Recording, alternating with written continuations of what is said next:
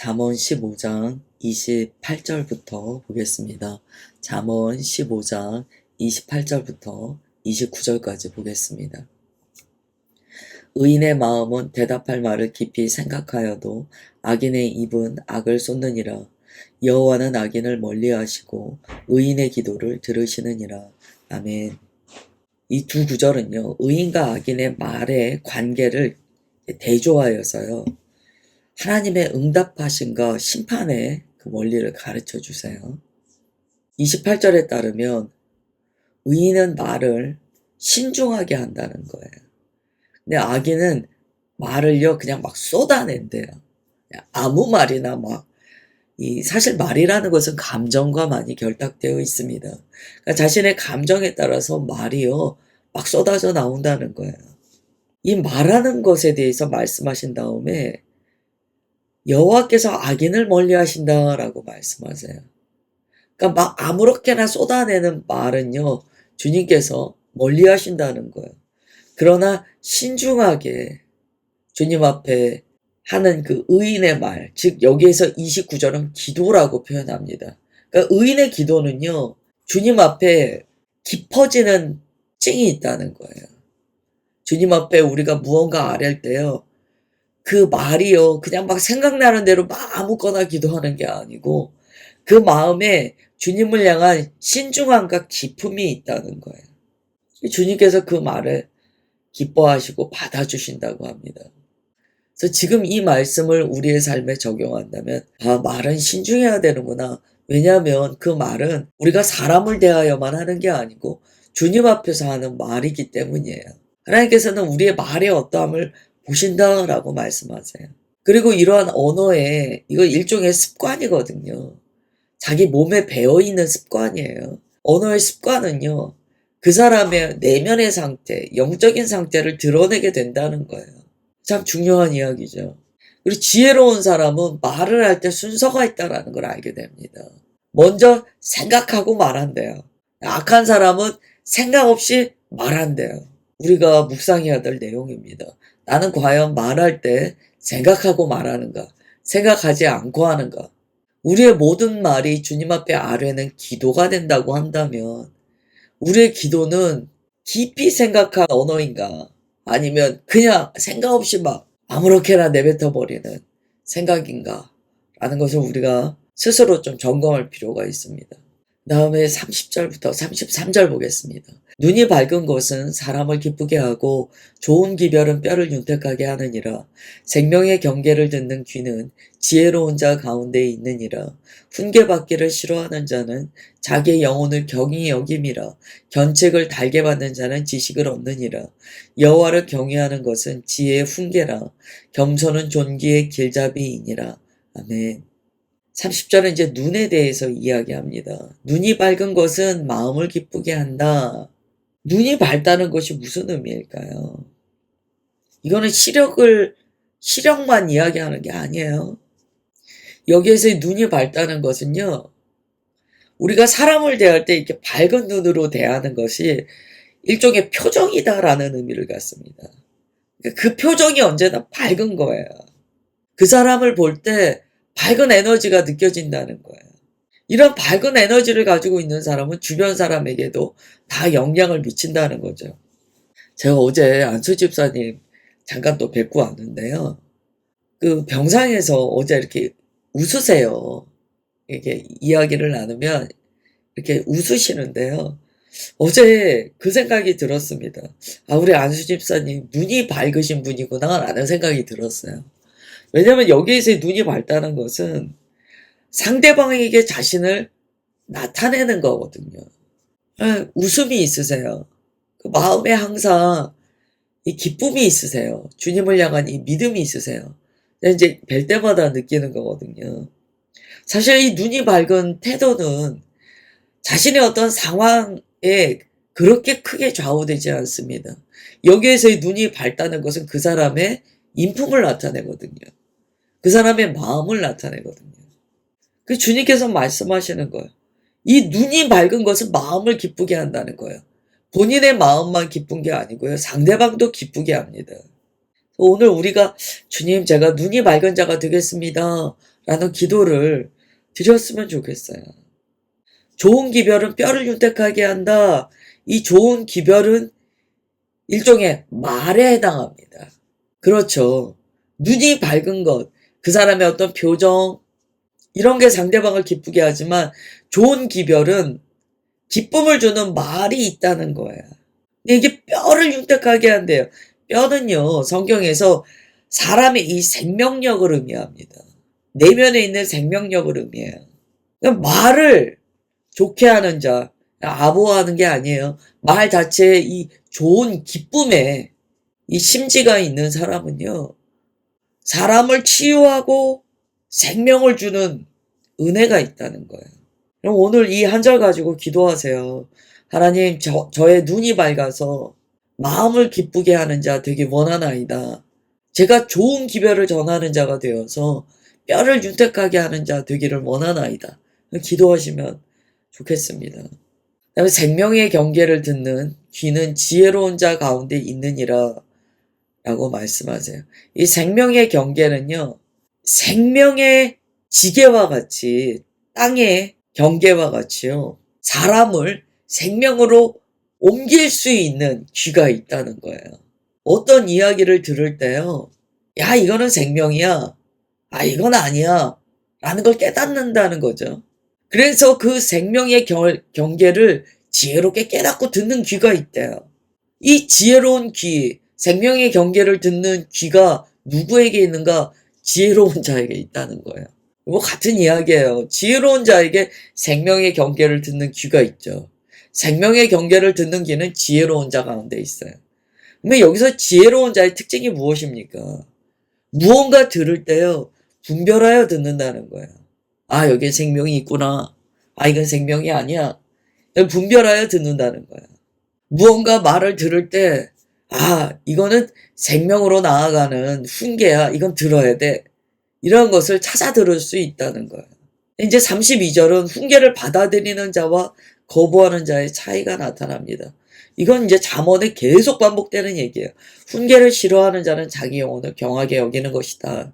그러나 책망 듣는 걸 좋아하는 자는 명철을 얻는다. 계속 같은 이야기예요. 33절입니다.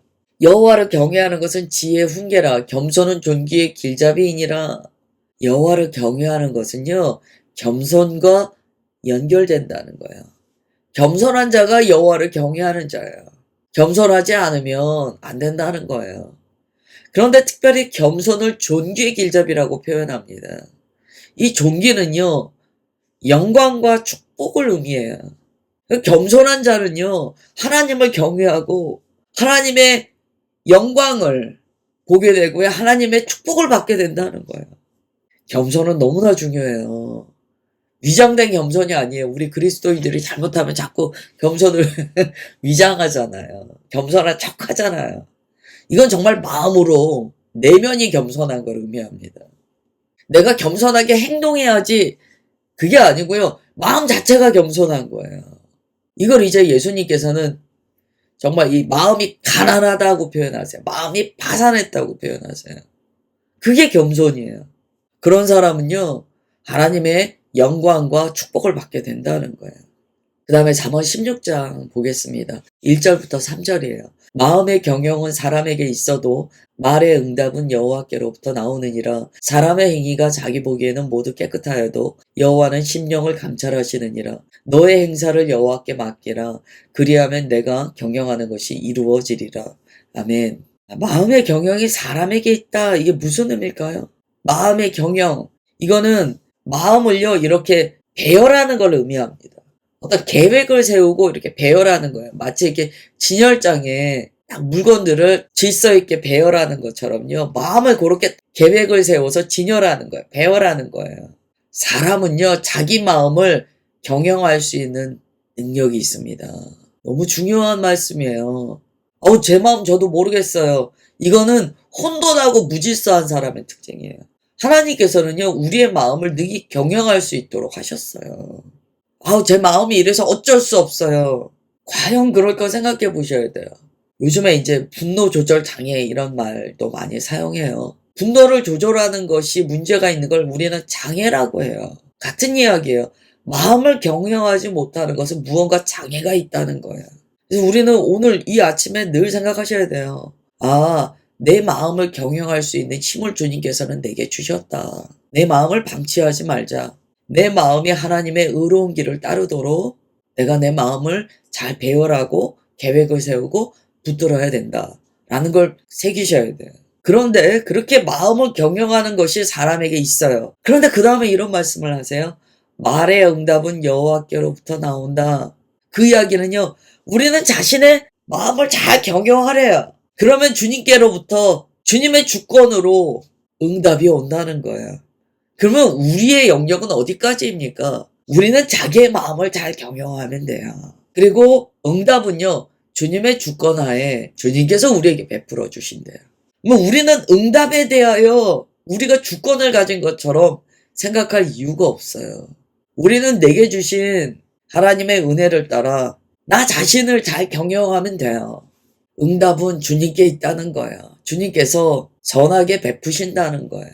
여기서 우리가 한 가지를 알게 돼요. 주님의 마음과 상관없는 내 마음의 경영은요. 하나님의 선한 응답을 받을 수 있을까요? 아니죠. 사람이요. 마음을 경영하는데요. 자기 마음대로 마음을 경영해요. 자기 마음대로 계획을 세우고 하나님과 상관없이 내 마음을 내가 마음대로 막 배열을 해놨어요. 아, 이거 제가 마음에 품었습니다. 이거 제 뜻입니다. 막 해요. 상관없. 그거는 본인의 자유예요. 마음을 어떻게 사용하든지 본인의 자유예요. 그러나 응답은 주님께 있다는 거예요. 그래서 우리는요, 내 마음을 경영할 때요, 내 마음의 경영이 주님의 뜻에 합당한가를 반드시 봐야 돼요. 우리가 마음 먹었다 그러잖아요. 계획을 한다고 하잖아요. 그 나의 마음 먹음이 주님의 뜻 안에 있는가를 늘 봐야 돼요. 그래서 2절에 이렇게 말씀하세요. 사람의 행위가 자기 보기에는 모두 깨끗하다는 거예요.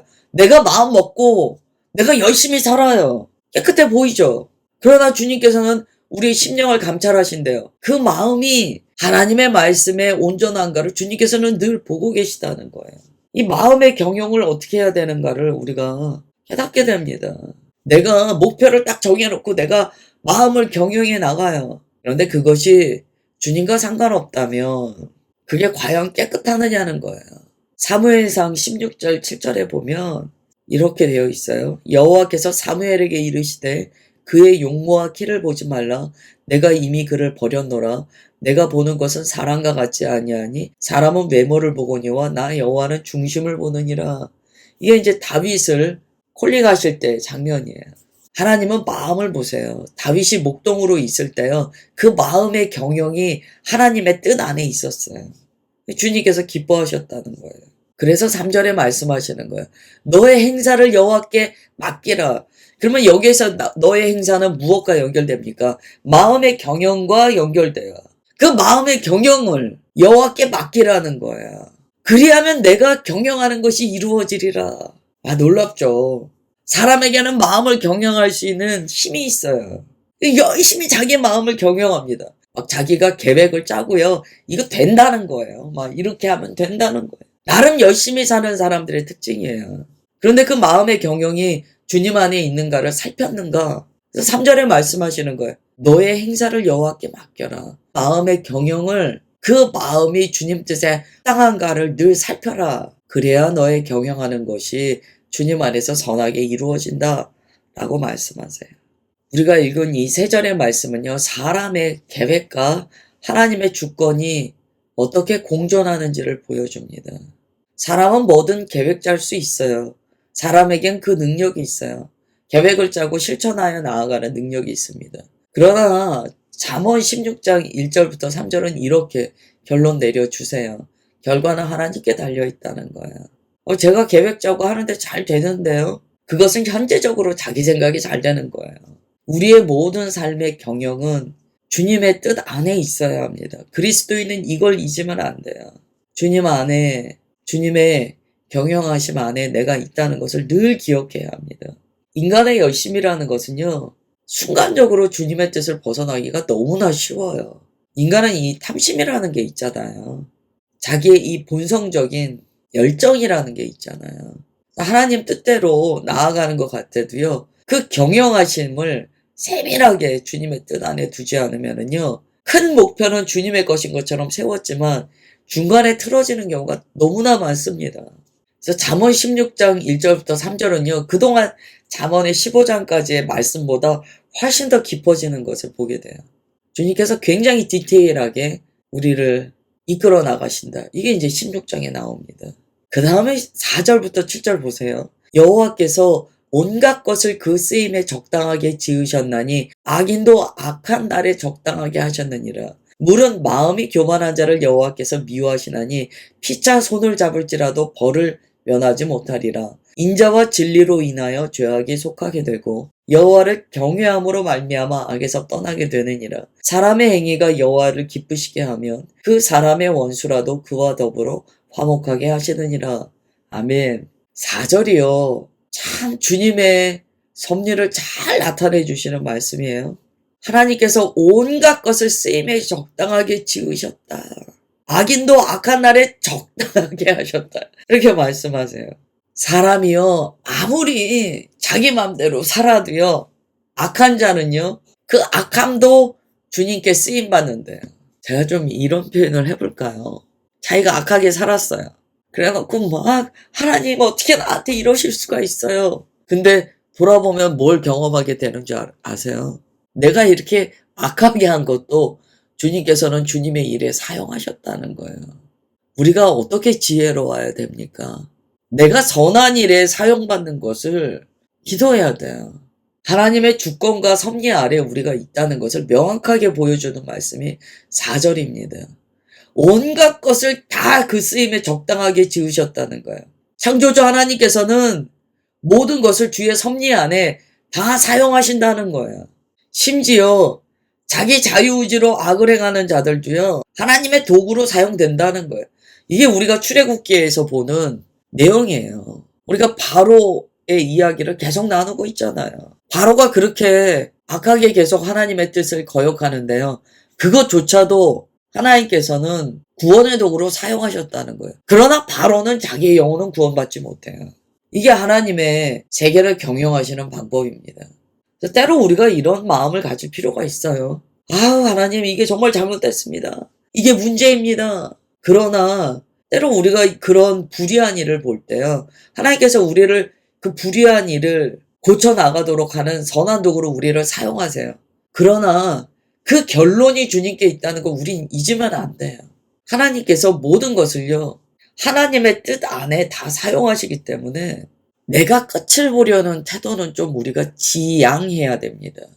내가 하나님보다 앞서서 무언가 다 해결하려고 하는 것은 지양해야 돼요. 모세가 10번째 재앙 가기까지요, 자기가 앞서지 않아요. 그게 모세의 온유함의 훈련이거든요. 하나님의 뜻보다 앞서지 않습니다.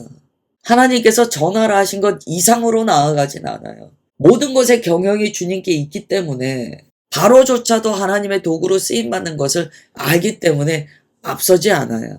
하나님의 주권을 인정하는 것은 오직 그리스도인의 겸손 안에서 나옵니다. 우리가 아무리 하나님의 도구로 쓰임받아도요, 겸손이 없으면 하나님보다 더 넘쳐버리는 경우가 있어요. 이 말을 꼭 기억해야 돼요. 온갖 것을 그 쓰임에 적당하게 주님께서는 지으셨고 악인도 악한 날에 적당하게 사용하신다는 거예요. 사용의 권한은 주님께 있으세요. 그 다음에 말씀하시잖아요. 무릇 마음이 교만한 자를 여호와께서 미워하시나니. 하나님의 주권을 인정하는 자는요, 교만하지 않아요. 피차 손을 잡을지라도 벌을 면하지 못하리라. 바벨탑이 왜 세워집니까? 피차 악한 일에 손을 잡으니까 바벨탑이 세워져 나가는 거예요. 그러나 그것이 성취되지 못한다는 거예요. 주님께서 그것을 간과하지 않으신다는 거예요. 6절 보세요. 인자와 진리로 인하여 죄악이 속하게 되고, 이건 속죄를 의미해요. 인자와 진리로 인하여 죄악이 속죄받을 길이 열린다는 거예요.